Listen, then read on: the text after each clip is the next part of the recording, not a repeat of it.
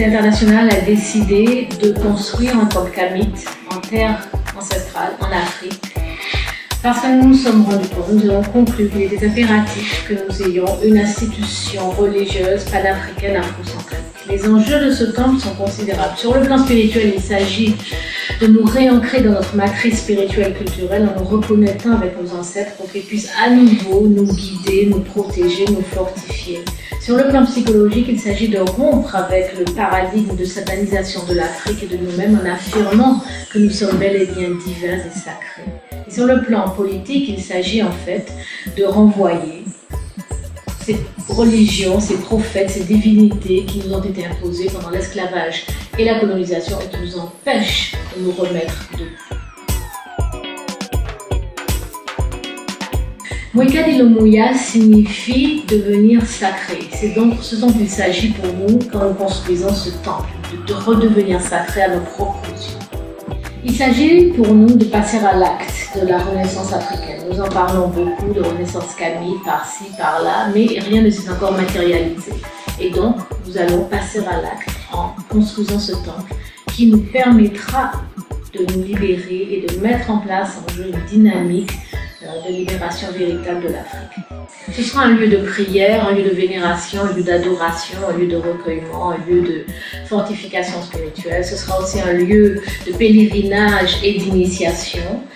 Nous aurons une source d'eau sacrée, un bois sacré où nous pourrons faire les rituels dont nous avons besoin. Et en outre, nous entendons aussi y adjoindre une école afrocentrique pour orienter nos enfants dans la bonne direction intellectuellement et spirituellement dès le départ. Et nous entendons aussi y ajouter un centre de santé holistique basé, fondé sur les connaissances africaines en matière de santé. Donc il s'agit d'un complexe pour notre bien-être, pour notre mieux-être en tant que kamite.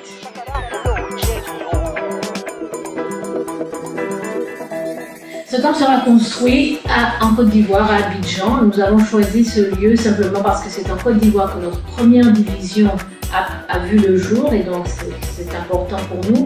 Mais il s'agit de préciser qu'il sera répliqué partout en Afrique et dans la diaspora puisque nous en avons besoin partout où nous sommes.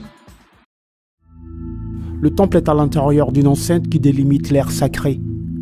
La clôture est un muret de briques. Elle est de couleur rouge ocre. Ce mur protège contre les forces du mal, les impurs et les vols. L'enceinte est appelée Perank, maison de vie. C'est un complexe cultuel, composé de 4 pièces reparties en 2 bâtiments situés dans l'angle nord-ouest et d'un temple placé au centre de la cour. Les pièces à l'angle de l'enceinte sont destinées à la culture et à l'éducation. La grande entrée du temple est placée du côté est.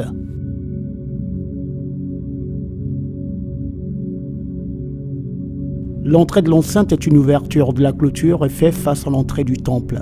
Elles sont sur le même axe. L'entrée est en granit. Elle symbolise la renaissance du soleil. Cette entrée étroite est une porte monumentale appelée pylône. Sur le mur est écrit le motto d'afrocentricité en Chiluba et en Baoulé. À gauche, l'unité est notre but. À droite, la victoire est notre destinée. Le logo d'afrocentricité est placé sous les inscriptions à gauche et à droite. Le temple lui-même est une représentation physique de l'univers. C'est comme une scène divine. Chaque élément a une fonction pratique, symbolique et philosophique. Il est considéré comme la demeure des dieux sur terre et comme un lieu de prière, de culte et de culture. Il est construit comme est construit le monde. Le sol représente la terre. Les plafonds, souvent représentés avec des étoiles, sont la voûte céleste.